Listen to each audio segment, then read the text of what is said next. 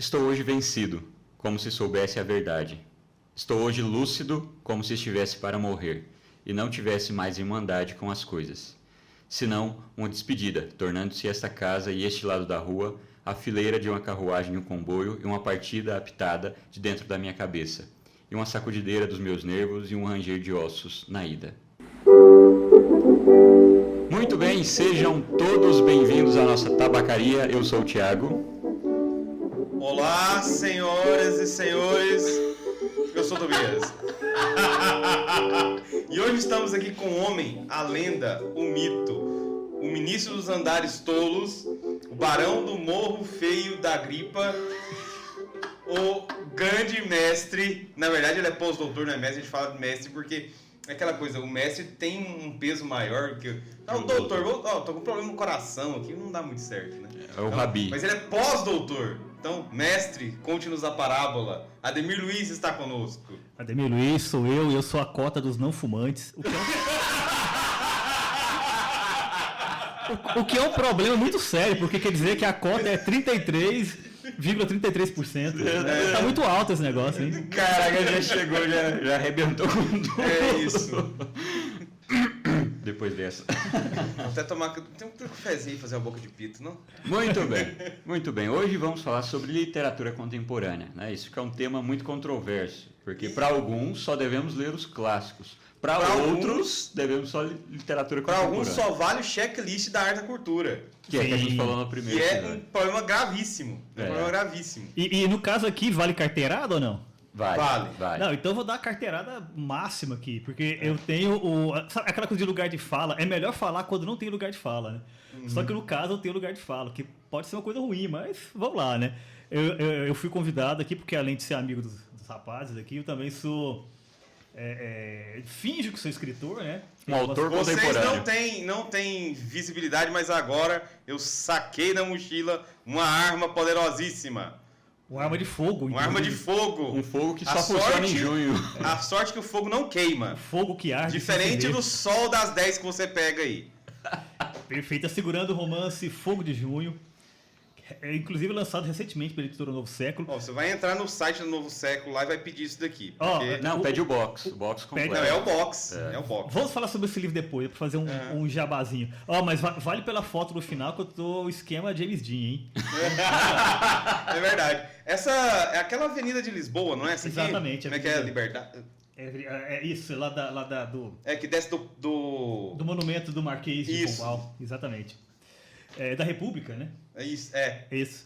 Não, mas eu também sou o atual presidente da União Brasileira de Escritores, Seção Goiás. Então estou aqui no meu devido lugar, ninguém vai poder reclamar de nada.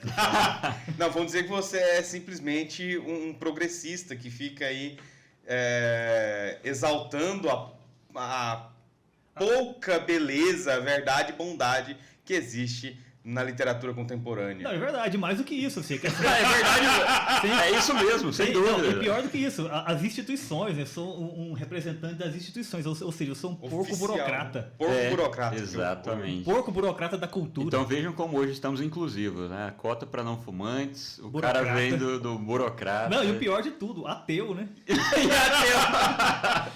Vocês ficaram chocados. E estamos aqui pra isso. Se eu falar mais uma coisa, eu sou expulso. Por quê?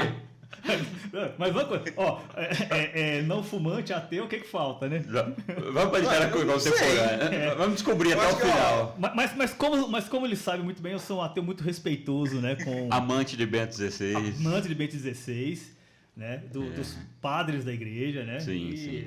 grande Santo Agostinho. Inclusive, eu já vi o Ademir Santa dando catequese Teresa. melhor que muita gente pra os todinhos da faculdade. Não, e tem outra coisa, assim, eu uso essas carteiradas todas para fazer o principal. Todas as vezes que tem mesa redonda na universidade sobre religião e todo mundo começa a bater nas religiões institucionais, eu falo, gente, é a mesma coisa. Se vocês vão estudar religião, tem que ser igualmente respeitoso com todas. Sim. É porque só respeitam um tipo, né? Um tipo, as que são... De matriz africana. Também, mas as de matriz africana, as que têm um menor espaço, ou seja, parte do princípio de que você não ser institucionalizada quer dizer que você é boa, né? O que é um equívoco se você vai estudar seriamente religiões, né? Sim, sim, sim. Ou seja, Tudo nosso. É tudo nosso. Bem, saindo do mundo do nada que nós enfiamos, né, que mais da metade já só falando de nada, Ademir, quando surge a literatura contemporânea? Porque tem uma divisão, né, da moderna, na semana de 22, depois eu acho que tem a pós-moderna também, né? E aí entra a contemporânea, é isso. Antes de falar quando começa, já aproveita e fala o que podemos dizer ser a literatura contemporânea e já joga para quando ela aparece. E a diferença, né? Com o rompimento com a moderna e pós-moderna. Na verdade, eu sou da escola de um cara chamado Peter Gay. Ele é muito conhecido por ter escrito uma biografia do Freud, que é a biografia definitiva dele. E ele tem um livro chamado Modernismo, em que ele diz o seguinte, que não existe, na verdade, uma ruptura estética mais ampla tal, entre o modernismo e o pós-modernismo. Ele fala basicamente o seguinte, que o pós-modernismo é o modernismo sem a ingenuidade, né? Assim, um modernismo que já aprendeu o que é e está fundamentalmente brincando com linguagens. O que é um problema pelo seguinte, porque de uma maneira ou de outra, o modernismo ele desafiava os clássicos e dialogava com os clássicos. Isso é muito evidente, por exemplo, na pintura. Né? Quando a gente vê uma pintura moderna, Picasso é um exemplo, tal, a gente vê que ele está trabalhando ali também com uma maneira de desconstruir as formas clássicas. O pós-modernismo é basicamente um jogo estético. Pollock, por exemplo. O Pollock seria o pós-modernismo, seria o final do modernismo, na verdade. Inclusive, o último autor que o Gombrich trabalha no livro dele, História da Arte, é exatamente Pollock. É pós-Pollock. Né? E fundamentalmente é o seguinte, tem uma disputa que é mais ou menos a seguinte. De um lado você tem o Picasso, do outro lado você tem o Duchamp. O Duchamp venceu. E ele que denotou, que estabeleceu o que é essa arte pós-moderna. Só que é aquela coisa, ele criou um monstro que saiu do controle dele. Porque o que ele está fazendo ali é um jogo também de dialogar com as formas fixas, com as escolas artísticas e tal. Depois virou basicamente um jogo estético. Quando a gente vai para a literatura, temos o seguinte, a literatura moderna, ela abriu duas vertentes, que tem dois autores, embora a trindade seja James Joyce, Kafka e Proust, né, os três grandes e tal, mas foram duas vertentes. Uma vertente foi a vertente do Hemingway e a outra vertente foi a vertente do James Joyce. Qualquer uma, qualquer outra. O Hemingway, ele trabalha com a simplicidade, né? Você tem que trabalhar com o corte. Você vai descarnar o texto. Né? Então, muitos autores, inclusive autores de aeroporto, aqueles que escrevem para vender mesmo, para dialogar com o público, eles... Tipo o Jô Soares, gente. Tipo o Jô Soares. O melhor escritor de aeroporto do Brasil. Que é um vídeo recente que eu lancei, que está no canal do YouTube da TV Bula, Revista Bula. Procurem lá, vocês vão se divertir com certeza. E é elogioso. As pessoas pensam que é uma ofensa, mas na verdade, ser um autor de aeroporto é interessante também. Você tem que, por que não divertir, pessoal?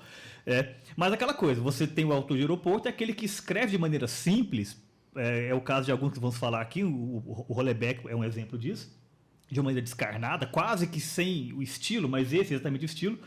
Essa é a vertente do Hemingway. A segunda vertente é a vertente do James Joyce, que é você buscar o limite da linguagem. Você vai chegar onde é possível trabalhar com a linguagem. O grande livro dele é Ulisses, só que o maior exercício que ele fez de linguagem foi em Finnegan's Wake, né, que é praticamente ilegível. As pessoas costumam dizer que o Ulisses é difícil. O Ulisses tem uma certa dificuldade, mas ele não é ilegível. Você consegue compreender o jogo que está sendo feito ali e tal. Tem uma narrativa que você consegue acompanhar e tudo, com uma dificuldadezinha aqui e ali, mas isso é natural, né? Tem livros que são assim mesmo. Inclusive o James Joyce dizia que ele escreveu para que os críticos passassem a vida pesquisando o que ele quis dizer. Né? E o Carpo disse o quê? Ele falou, eu achei muito, eu gastei só uns 2 meses. O Carpo é maravilhoso. Enfim. É no Finnegan's Wake que surge o termo monomito, não é? Não, na verdade é anterior, né? Mas ele coloca, o Campbell faz uma uma referência a ele. Isso, exato. O monomito já é uma ideia do século XIX, né? Então isso já está bem presente ali. É porque tem algumas coisas que foram cristalizadas no século XX que surgiram no século XIX. A própria ideia de psicanálise, por exemplo. Muita gente fala que Nietzsche foi o primeiro psicanalista, né? O Nietzsche fala que foi o Dostoiévski. Exatamente. Ou seja, tem esse jogo muito bem lembrado. Mas então, a literatura contemporânea tem esse viés, né? De um lado, a simplicidade absoluta e do outro lado, a experimentação absoluta. E o que nós temos hoje? Saiu da experimentalismo da linguagem e foi para a forma. Tem alguns exemplos interessantes. Tem um autor chamado Ricardo Lísias. Ele é muito conhecido por um livro chamado Divórcio, em que ele conta exatamente o divórcio, né, que ele teve. É um livro que trabalha um pouco naquela esfera da autoficção, que inclusive é uma tendência da literatura contemporânea. As pessoas falam muito sobre si mesmos, né? Que inclusive é uma espécie de mal do século, né? Todo mundo gosta muito de falar de si mesmo, né?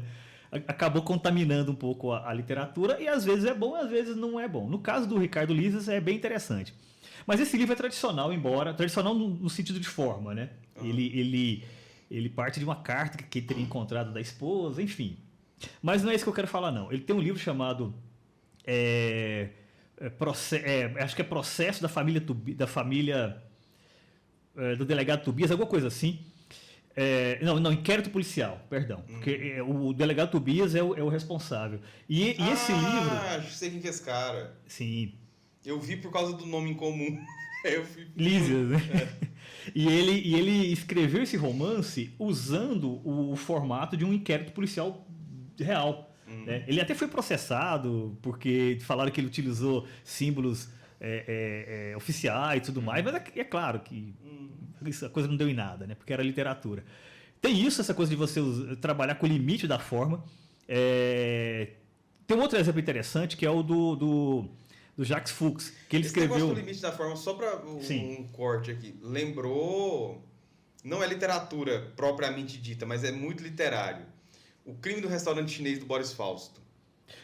Ali trabalha com a ideia da história também, né? Então é um livro de história, é um livro literário, um livro narrativo, um livro de memórias, né? Tudo muito misturado. Né? Muito misturado. Se você perguntasse para o Boris Fausto, eu acho que ele falaria ainda que é um livro de história. Eu acho, eu não sei, mas eu acho que ele não colocaria no plano da ficção. Mas essa ideia de você usar a realidade para embasar a ficção já estava no Capote, né? No A Sangue Frio. Que ali ele pretendeu fazer um romance baseado em fatos reais, né? Ele tentou se aproximar o máximo possível. É claro, né, que a realidade é muito mais complexa. Né? Daqui o Hollebeck ele conseguiu pegar isso melhor. Joguei na roda. Jogou na roda, exatamente. Então, só para fechar isso, então, é o limite da forma. E o Jacques Fuchs tem um livro que se chama Nobel, que o livro inteiro é um discurso que ele fez recebendo o Nobel. E eu fiz uma trollagem quando ele lançou o livro, que eu fiz uma entrevista com ele falando, vamos entrevistar o primeiro ganhador do Prêmio Nobel brasileiro. E as pessoas acreditaram. Não, e melhor do que isso, foi exatamente naquele ano que a Academia Sueca não atribuiu o Nobel, porque teve aquele escândalo sexual, acho que vocês se lembram, 2018. Então, para mim, o Jacques Fuchs ganhou o Nobel de Literatura em 2018. Né? Tá. Outra coisa que a gente pode colocar, tem um pessoal que comenta que ali essa literatura que seria contemporânea começa por volta dos anos 60. 60, que seria o recorte do que é o pós-modernismo. Por isso aquela relação que eu fiz com o pós-modernismo. Com o Peter Gay. Então, né? o James Joyce então entra no pós-modernismo. Né? Não, o James Joyce é moderno.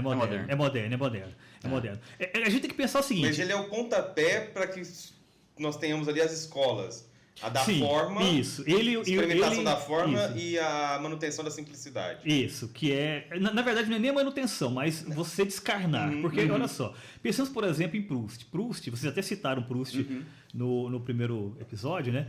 Ele é tributar a tradição do romance do século XIX. Balzac, aquela coisa toda. O que ele fez de novo? Ele trouxe registros psicanalíticos. Então, ele trabalha... com a questão da psicanálise de uma maneira muito mais profunda que o pessoal do século XIX fazia. Né? Então ele acaba construindo personagens, eu não sei se a ideia é verossímeis, porque os do Balzac também são, mas mais profundos nesse sentido. Né? Sim. Porque na França tinha o Lord Sterne, né? Que Sterne fazia também, sim. Mas aí depois, no caso, seria o próprio Victor Hugo também. Mas aí seria um modo diferente de fazer isso. Né? Diferente, exatamente isso. Tá. Incorporando esses elementos que foram descobertos, né, discutidos ali na virada do século. Tá. Dentre eles, a própria psicanálise. Né?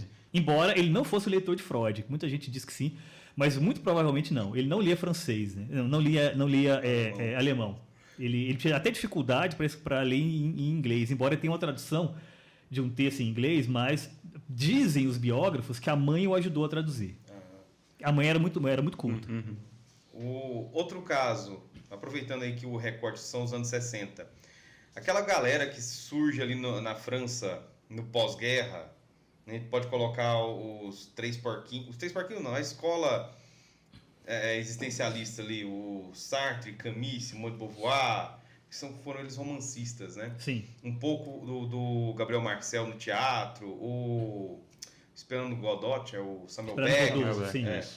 Não, eles são mais modernos também. Modernos. A gente tem que pensar o seguinte: um recorte interessante é quem está vivo agora ou quem morreu há pouco tempo.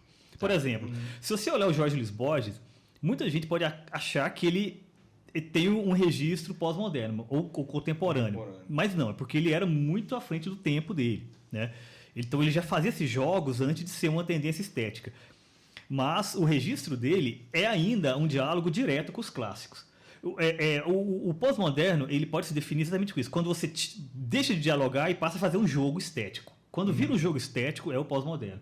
E, de novo, pode ser um jogo estético muito bem elaborado, como é o caso desses autores que vamos falar aqui, né? E pode ser jogos estéticos mais simplistas e tudo mais, né? Mas não tem erro. Se o cara tá vivo, ele é autor contemporâneo. Essa é a melhor definição possível. E depois disso a gente pode falar o seguinte: que tipo de temas dentro da literatura contemporânea a gente mais encontra? Já mencionou a autoficção. Autoficção. Né? Que é usar-se a si mesmo como, vamos dizer, matéria-prima. Isso. Mas isso Dostoiévski já não fazia? Não, é que tá. Isso daí já é feito há muito tempo, né? Só que... Vou dar um spoiler? Por favor. Santo Agostinho, Confissões, é isso, né? Exatamente. Não, e na verdade isso é feito há muito tempo, só que passou a ser, vamos dizer assim, transformado em teoria e tem um pouco isso, né? As pessoas acham que um fenômeno começa a existir quando alguém teoriza sobre ele, né? Então isso é um vício que nós temos que é terrível. Então começou a se pesquisar isso, né? Então se pegou essas pontas aí narrativas e colocou como autoficção. Nós temos no Brasil alguns exemplos, tipo Cristóvão Tesa, né, com o Filho Eterno, né? O outro Fuchs, né, que é o Julian Fuchs, né, que ele trabalha muito com a ideia da autoficção, só que a partir de um pseudônimo. Então a autoficção é um desses. Mais recentemente começou a voltar à voga uma literatura mais engajada, que a gente viu com o Torto Arado. Isso foi muito comum justamente no período de início, né? Esse engajamento político em prol de X ou Y. Na verdade, não é tão X ou Y, não, né? Mais para X mesmo. Isso, exatamente. Só que esse fenômeno, como as coisas... Essa referência é para poucos. Para biólogos. De preferência, na verdade. Se você é especialista em biologia. Não, ou se você passou no vestibular, né? Você já deve saber, né? XX, XY, aquelas coisas, né? Mas mais uma para você ser expulso. Exatamente. Mais uma. Perfeito. Não, essa coisa do engajamento teve dois momentos. Teve um momento ali nos anos 60, né?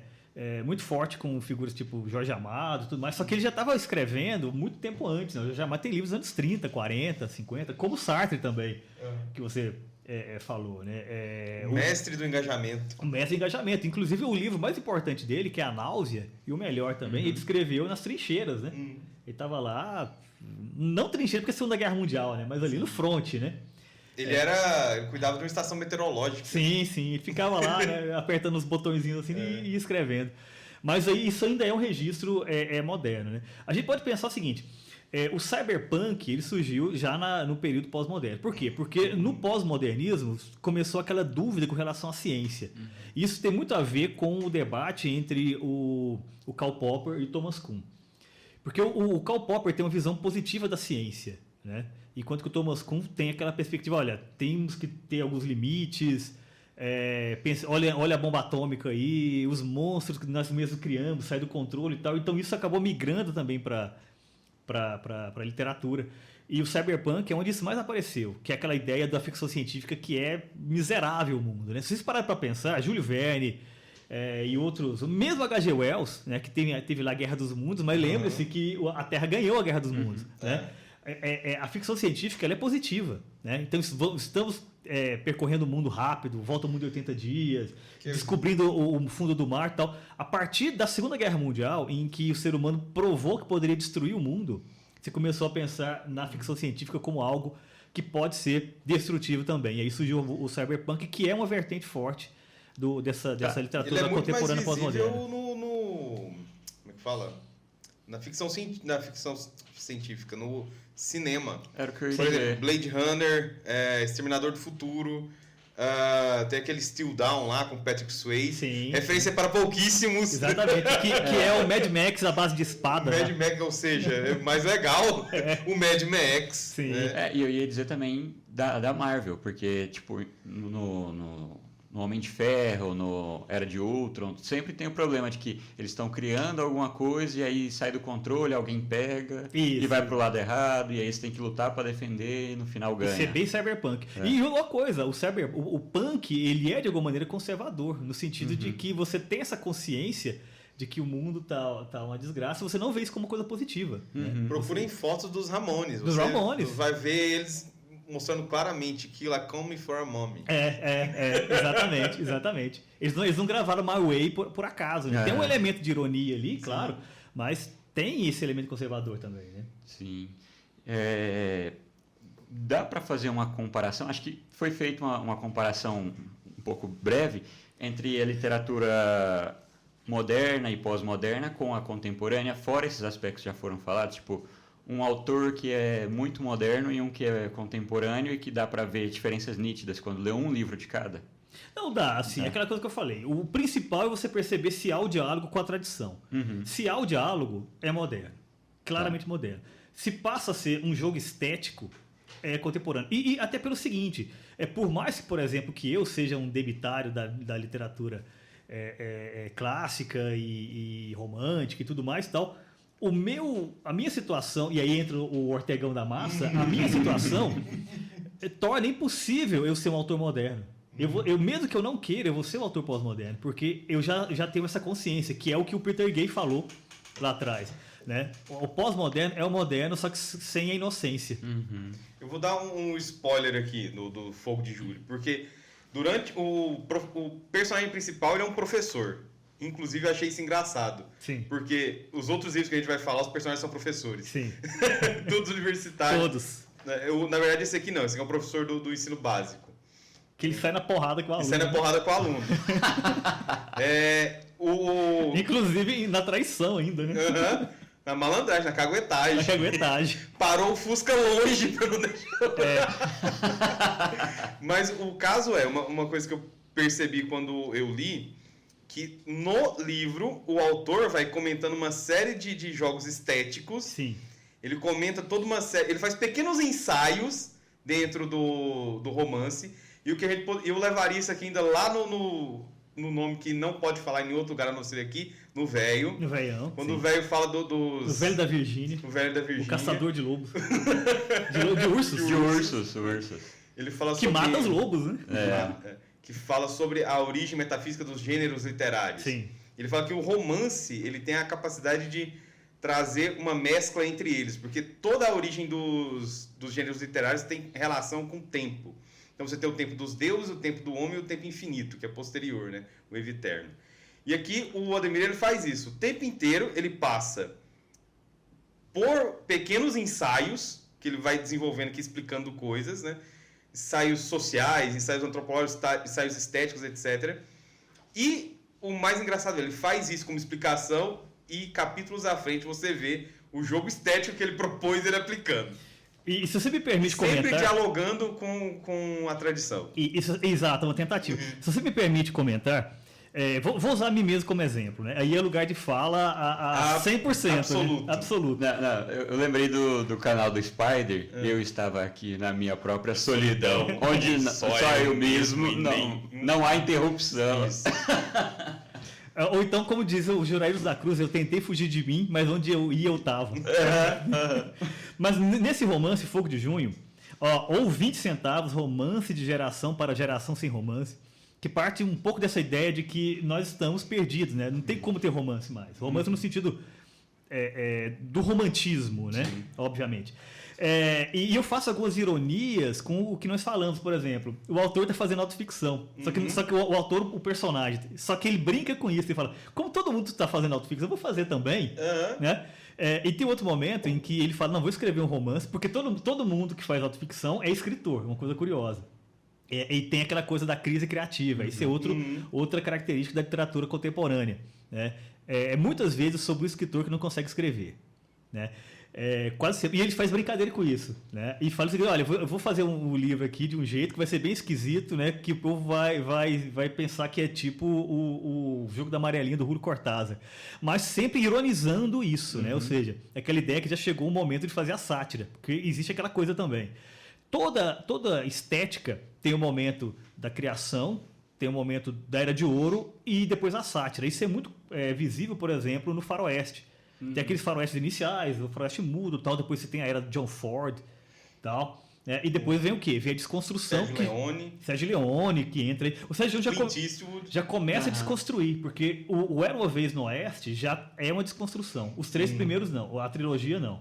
Mas Era uma Vez no Oeste é o que eu chamo de filme sobre filme, que é o quê? Não tem uma cena do Era uma Vez no Oeste que não fale sobre outros filmes, no caso do gênero western. E o Tarantino é o maior exemplo disso, porque o Tarantino não faz filme de gênero, ele faz filme sobre cinema. Então, por exemplo, o filme de Kung Fu dele não é um filme de gênero de Kung Fu, ele faz filme sobre os filmes de Kung Fu que foram feitos antes dele. E policial tá a mesma coisa.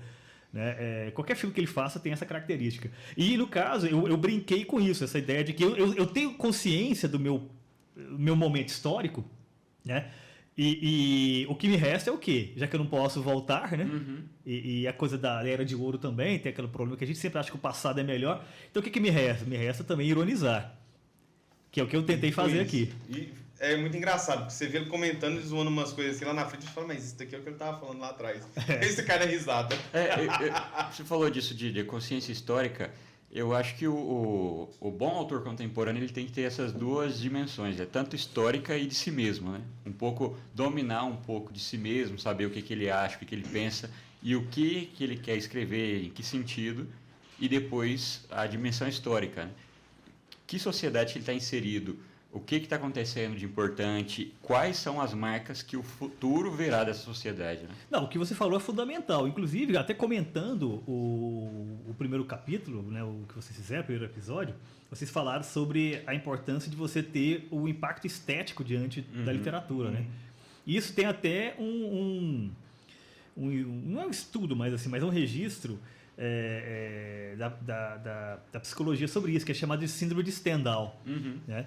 Que basicamente é o seguinte, você, diante de uma coisa muito bela, né, você pode sentir até reações físicas. E isso foi primeiro registrado com o escritor Stendhal, né, que é o autor do Vermelho e o Negro. E ele estava em Florença, na Basílica da Santa Cruz, né, e tem lá... não são murais, são... Mosaicos? Não são mosaicos, são... É a mesma coisa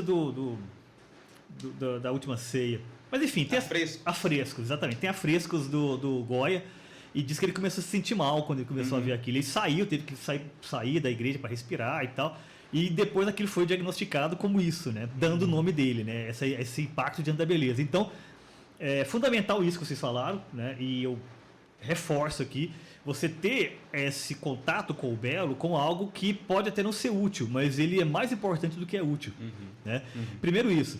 E segundo, a ideia de que a literatura, a própria palavra, filologicamente, literatura significa o quê? Coisas feitas com letras. Então, em princípio, uma bula de remédio é literatura.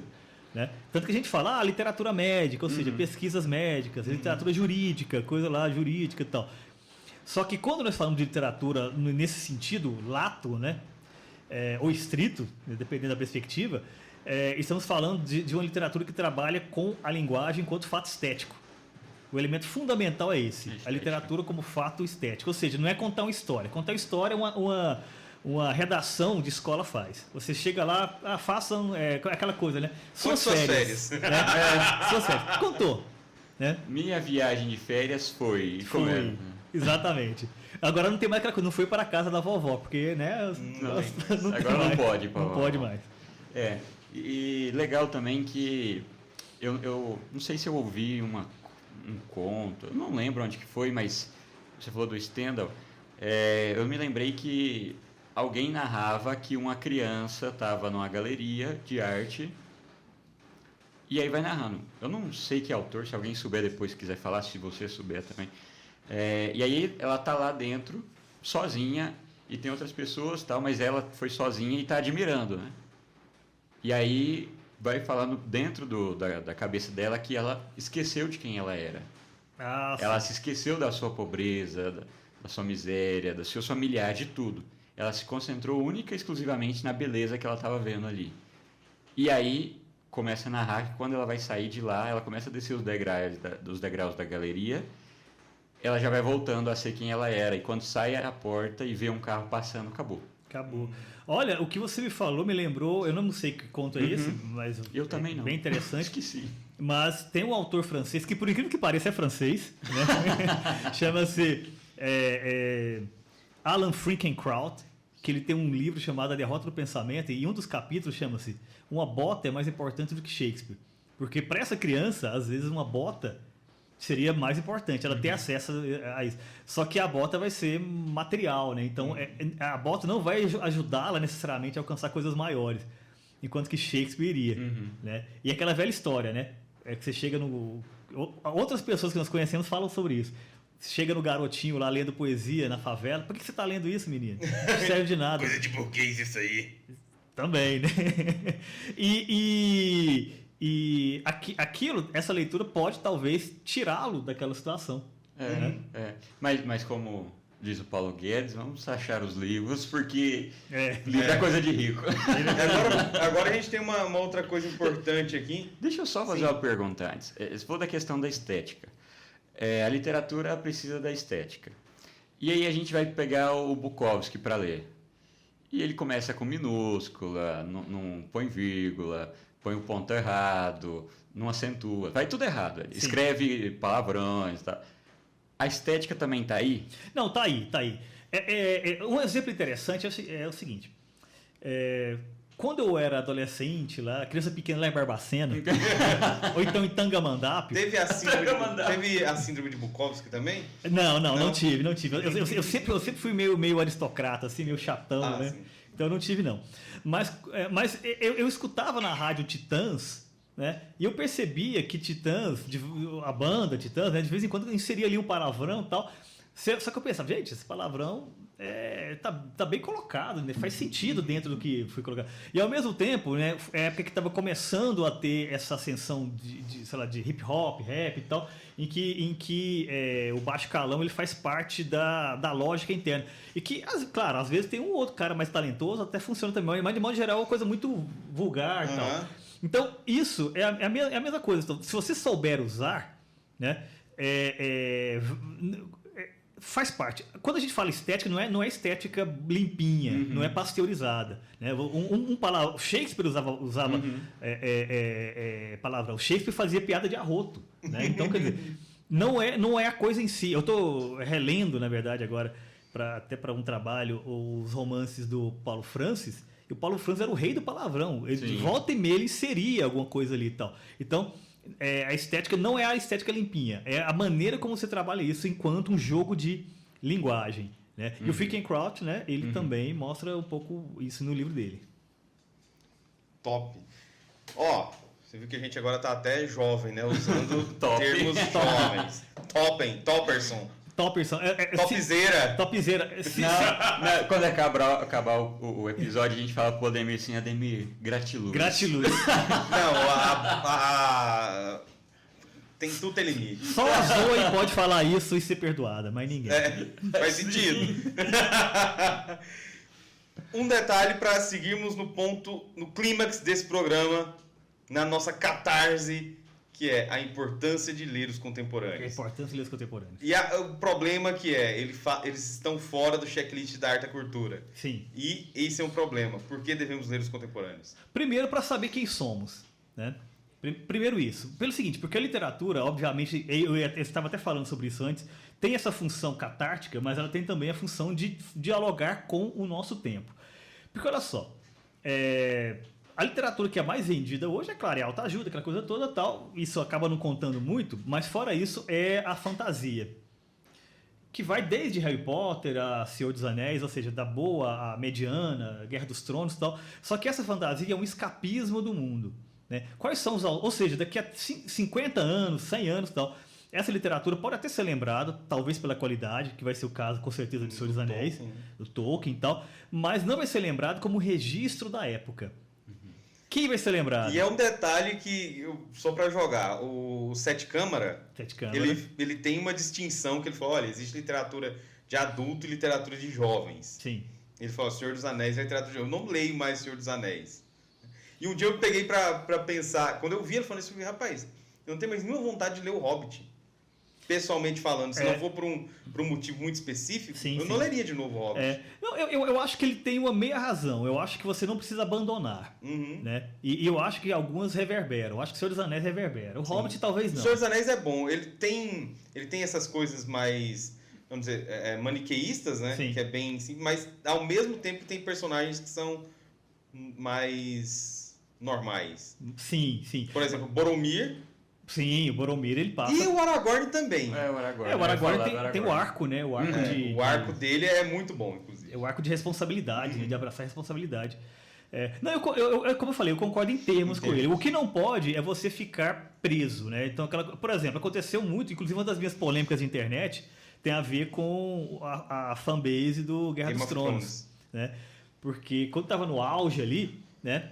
Eu constatei, até pelos meus alunos da universidade, que a maioria não lia mais nada, porque achava que Guerra dos Tronos era o auge da literatura, né? Era o máximo que se podia chegar. Por quê? Porque antes eles liam Harry Potter. E Harry Potter tinha magia também? Tinha magia. Né? Tinha um pouquinho de política? Tinha um pouquinho de política, mas não tinha sexo. Mas faltavam viramos tetas. Adultos.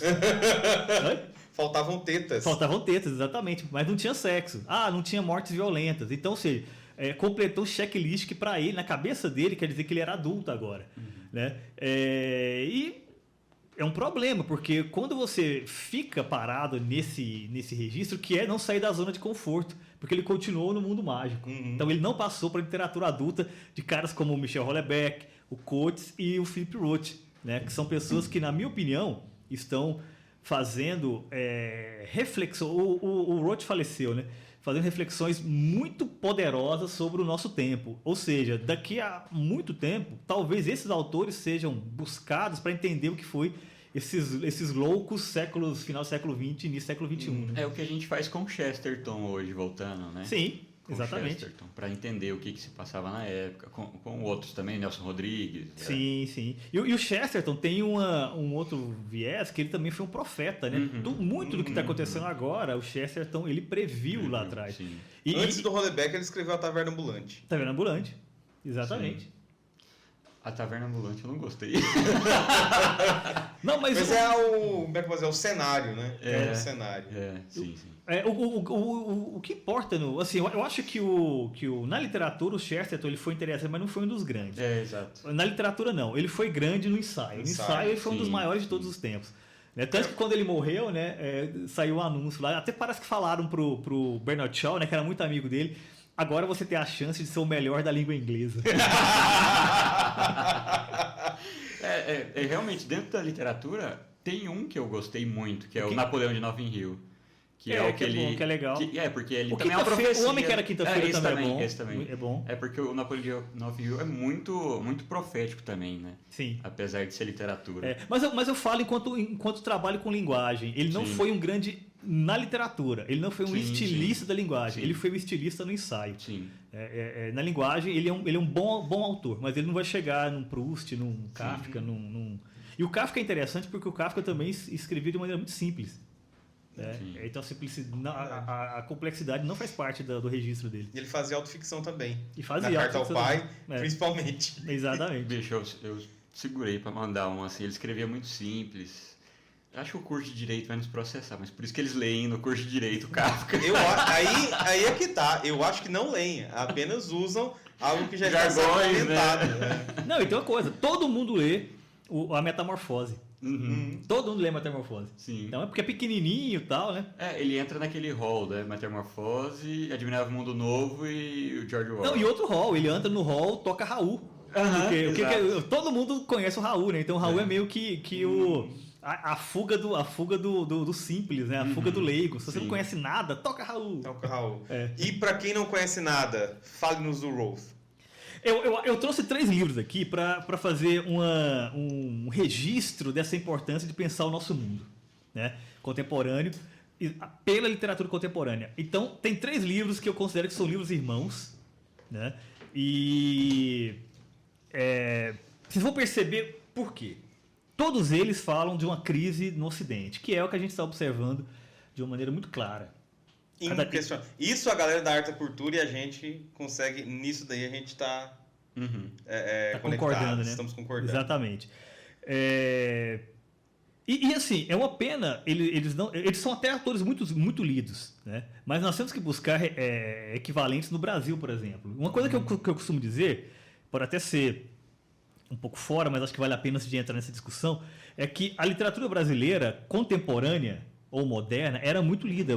O Jorge Amado era best-seller, Érico Veríssimo era best-seller. As pessoas que são equivalentes a eles em termos de importância, que é, por exemplo, Cristóvão Tesa ou mesmo Milton Ratum, eles não são lidos. Se você chegar numa sala de professores hoje e perguntar quem que está lendo o Tesa, ou pode ser outros também, né? O próprio Alexandre Soares Silva. Sensacional. Um abraço para o Alexandre Soares Silva. Se um dia ele chegar a escutar isso. Não vai escutar, mas que ele leia seus próprios pensamentos e encontre esse abraço lá. Ele, na verdade, ele vai dormir, vai lá para a terra das Quaresimeiras Roxas, vai receber esse podcast lá. Inclusive, estamos aqui com os homens que liam seus próprios pensamentos, né, que é extraordinário, que ajuda a pensar muito o Brasil. Então, ler o Alexandre Soares Silva, esses outros caras que eu citei, são fundamentais e não são lidos. Se você chegasse numa sala de aula, ou então no fórum que fosse, ou sei lá, numa sala de descanso de médicos, né? Ou seja, profissionais liberais, e perguntasse quem está lendo o Jorge Amado aqui, quem viu o novo livro do Jorge Amado, do Érico Veríssimo, metade pelo menos saberia do que está se falando. Não, fiquei sabendo, vou ler e tal. Hoje não. Hoje virou coisa de especialista, no máximo o pessoal de letras, e para fazer pesquisa. E olha lá, porque na época que eu trabalhava em colégio, digo mais, até hoje que eu trabalho em faculdade, é extremamente raro você ver os professores conversando ou mesmo mostrando que tem alguma leitura atual. Sim, eu percebi isso também. Tem. Na escola era mais comum ainda, porque o assunto era revista Avon, era briga com aluno, era não sei o que, mas não sai disso. Você aparecia com um livro lá, você era o ET. Não, e aquela coisa, né? Vamos fazer a semana da leitura, né? E aí incentiva o aluno a ler, e aí sobe para tomar um café e falar mal dos alunos. Exatamente.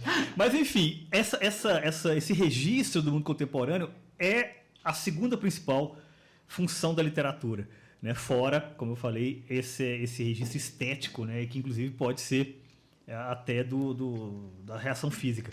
Mas 3 aqui. O primeiro deles é de um autor francês polêmico e profético também, né, Tobias? Né? Que é o Michel Houellebecq. E eu trouxe aqui o Partículas Elementares. Tem um irmão dele aqui, né? Que eu estava lendo Submissão. Inclusive, meu arrependimento mortal de não ter lido esse livro antes. Sim. Esse livro Perdi muito na minha vida, meu Deus do céu.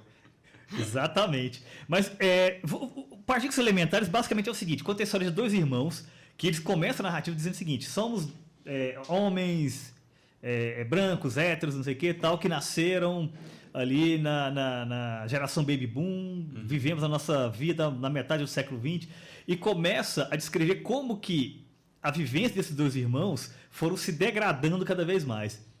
Um deles, que é um cientista, um biólogo, inclusive, físico, mas trabalha com moléculas e tal, ele percebe o quanto a questão da sexualidade, fazendo até um diálogo ali com Freud, né, aquela coisa, animaliza o ser humano, né? E ele vai fazer pesquisas ali de alguma maneira para inibir esse gene, digamos assim. E é o que vai fazer com que a humanidade, né, siga ali. Enquanto que o irmão dele, ele é um priápico, né? Ele procura o prazer a todo tempo. E eles se encontram na adolescência, que eles são meio-irmãos, eles se encontram na adolescência, e o livro vai acompanhando a decadência de um e do outro. Ao final, bom, spoiler com mais de 20 anos não é spoiler, né? Não. Esse livro é de 99. Mas não importa, gente. A literatura, o que importa é a maneira como é contada, não o que é contado. Isso é fundamental, percebemos. No final, um deles desaparece, possivelmente suicídio, e o outro acaba internado, né, no hospício. E o Houellebecq, para ele, isso é o registro do mundo contemporâneo. Um mundo contemporâneo que luta contra si mesmo, né, quer se imolar, e o resultado disso é o irmãozinho dele, que é o Submissão. Fale sobre Submissão, Tobias. Submissão é aquilo que a gente vê quando abre o noticiário e escuta falar da França. Porque, não, o mais interessante de tudo é o plot do livro. A França está democraticamente sendo submetida ao Islã. Sim. O que é isso democraticamente? Por vias legais, por vias das urnas, mas não sem uma estratégia das tesouras por trás. Sim. Isso é o que é o mais importante. Isso é bem importante. E também conta com a necessidade de ter toda uma mídia a favor e que é um plano de fundo, que no plano de fundo, na verdade, você tem toda aquela conversa sobre globalismo, unificação da Europa, o presidente da Europa, que o cargo de presidente da Europa é almejado pelo Mohammed Ben Abes, que será o presidente da França. E está tudo, escutem bem, o que é o mais interessante, está tudo organizado com os partidos da esquerda, os partidos socialistas e tal, para que ele vai ascender e entregar alguns ministérios, mas o principal ele vai manter, que é a educação. Sim. Ele quer uma educação baseada no Corão. E islamiza Para islamizar a Sorbonne. Islamizar a Sorbonne. E nisso daí você vai vendo o que é o mais interessante. As pessoas, tem até um personagem interessante aqui, que é um ex-cara que trabalhava com espionagem e tal, vigiava esses grupos chamados extremistas. Ele vê isso tudo de uma forma muito boa. Porque assim, a gente tá vindo mal, mas ele propõe, ele é moderado, ele é isso. É o Islã moderado, a discussão exatamente moderado. Porque a ideia é a seguinte, tem meio que não um empate, mas aquela coisa. A esquerda percebe que a direita vai vencer. Uhum. Então o que eles fazem? Eles se unem, e junto com o centro, aquela coisa toda, para não permitir que a direita vença. A Le Pen, né? Inclusive, é a própria Le Pen mesmo. A filha, não o pai. Porque, com a cara de Angela Merkel, inclusive. Tem uma coisa assim. E olha, então melhor que quem tem mais chance nesse momento é o Islã moderado. Então todos se unem a ele. Né? E muito rapidamente ele vai mudando as leis e aplica Sharia na França. Inclusive. É coisa de dias. Sim. O mais legal não, o mais...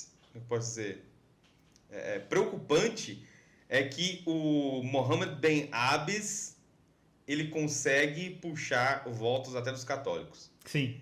Os católicos preferiram ele, islâmico, que ia dominar, que ia submeter a França ao Islã, ou seja, o nome do livro faz completa referência a isso, o Islã é a submissão. A França foi submetida a lá. E tem um detalhe engraçado. Não é um detalhe que acaba mostrando isso no livro. É sintomático que o personagem principal do livro vá para a cidade de Martel para poder tentar escapar da loucura. Sim. E fica isso. Mas o problema todo o ambiente é o que é o mais interessante na leitura. Né? Como ele me falou, não é a história que é importante, mas a forma como é contada. Todo o ambiente é um ambiente que, salvo raríssimas exceções, tá? Todo o ambiente já está acostumado, eles já receberam tanto essa dose de multiculturalismo, de globalismo, e tem isso mesmo.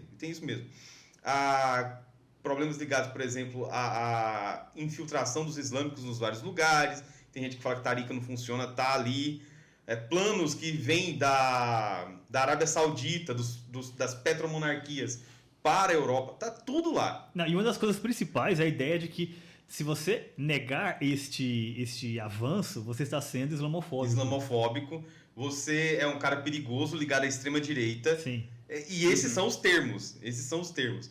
Ou seja, as pessoas estão tão acostumadas com essa situação, ou seja, esse controle, a mídia não tem capacidade de falar nada, não tem possibilidade de falar nada, é tudo russo, você tem que procurar em sites russos, parecendo a gente baixando PDF. Sim. Buscar no site russo. Informação sobre o que acontece, você tem que ter só... E é engraçado buscar informação em site Na russo, né? Rússia, Pois é. A pata da desinformação. Que bom ponto chegando. Olha o nível do jornalismo. Né? E tem uma cena que é quando ocorre um atentado, eles estão numa festa chique de um jantar inteligente de intelectuais, né? Sim. E começam a ouvir tiros e tal, depois de uma explosão. Aí eles saem na porta, depois de um diálogo lá dentro da casa, eles saem na porta, encontram, vem uma coluna de fumaça subindo, e vem 2 policiais de fuzis na mão descendo tranquilamente, assim, como se nada tivesse acontecendo. Ou seja, o mundo está caindo. A França está sendo virada de cabeça para baixo. Vão colocar a crescente em cima da Torre Eiffel. E eles não estão nem aí. Por quê? Porque foi democrático. Porque foi democrático, exatamente. E foi ao longo do tempo, né? Isso. Sim. Com muita democracia. Exatamente. E o mais importante é, na verdade, 2 coisas, para podermos até puxar aqui para o segundo livro, que é o fato de que submissão é uma distopia. Então, a distopia, claro, vai trabalhar com a ideia do exagero, né? Porque o que é a distopia? Você pensa no mundo que está real tal e potencializa aquilo, né, até a enésima potência. Só que é um debate com o mundo que nós estamos vendo. É tão verossímil que ele passa a ser quase uma descrição jornalística. Exatamente. A verossimilhança nele é tão absurda que ele passa a ser... Ele é mais que possível, ele é quase real. Exato. E outro detalhe importante é o seguinte. O protagonista, ele é alguém que está mais ou menos à margem, porque ele é um cínico, né? Então, na verdade, tudo que acontece, a gente fica sabendo meio que por acaso... enfim, no momento em que ele tem acesso àquela informação, aquela coisa toda tal, a não ser um certo momento no final que ele tem um longo diálogo, né, com o reitor, né, que ele explica para ele o que acontece. E nesse caso eu não vou dar spoiler, porque vocês têm que ler esse livro para saber qual é a decisão que ele toma. Eu já estou curioso para ler o livro. Não, esse livro é fundamental para entender o nosso mundo. Olha, o título sempre é uma chave interpretativa. Sempre, já diria o Humberto Eco. Exatamente. Mas é sintomático ele ser um professor universitário, ou seja, alguém que é ligado à alta cultura. Ele quer discutir a alta cultura, esse é o trabalho dele. E é a mesma coisa do personagem de desonra do romance do Coates, né? Que ele é um homem que discute a alta cultura e que ele cai em desgraça em função do politicamente correto. Mano, o livro é uma desgraça. A história desse cara é uma desgraça. Caralho, assim, literalmente, você vai ver isso, pô, quando é que vai melhorar? Isso não melhora, é vida fodida mesmo.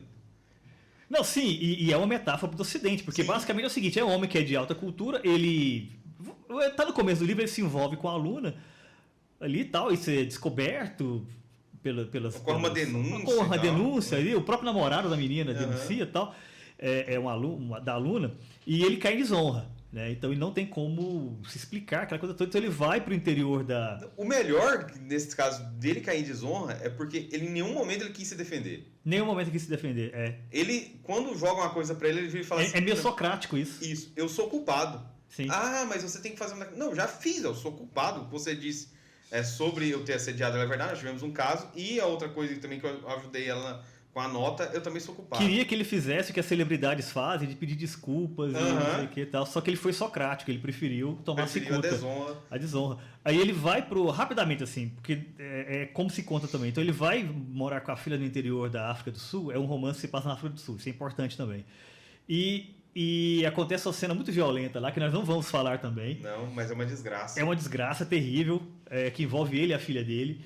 E ele não pode fazer nada, porque aquele é o mundo real. Então o que nós temos aqui? Um intelectual que não tem como se defender e não tem nem como colocar-se diante do mundo de uma maneira proativa, porque o mundo o acaba o esmagando e a sua condição de homem de pensamento sequer permite isso. Então ele vai se desonrando cada vez mais, e o livro é terrível e maravilhoso ao mesmo tempo. Exatamente. Dá uma sensação engraçada que esse homem de cultura, né, o homem que sai das universidades, sai de uma cátedra, tenta achar alguma forma de... Queria compor uma ópera, né? Queria compor uma ópera sobre Lord Byron. Sobre Lord Byron, isso. Por exemplo, a gente falava que todo mundo era intelectual, né? No Submissão, o personagem principal, ele é especialista em um escritor francês, o Huysman. É isso. Huysman. Então, E o personagem do Desonra é especialista em Lord Byron. O mais engraçado é que é um homem culto, um homem que viveu numa sociedade, digamos, organizada, mas ele é submetido à barbárie. Isso. Literalmente. Ele tem que agora viver na base da barbárie. E uma coisa engraçada, o livro do Coates, ele já traz uma coisa da dívida histórica. Sim. Tem termos assim, só não uso a expressão. Mas a filha dele, ela suporta um monte de coisa pensando com a cabeça dela moldada dentro do esquema da dívida histórica. Exatamente. Ela se submete, pensando na ideia de submissão, para não parecer racista. Isso. Caramba, poxa. Sim, e é uma descrição muito interessante. E tem a ver com o terceiro livro, né, que é A Marca Humana, do Philip Roth, que, na minha opinião, é o meu preferido.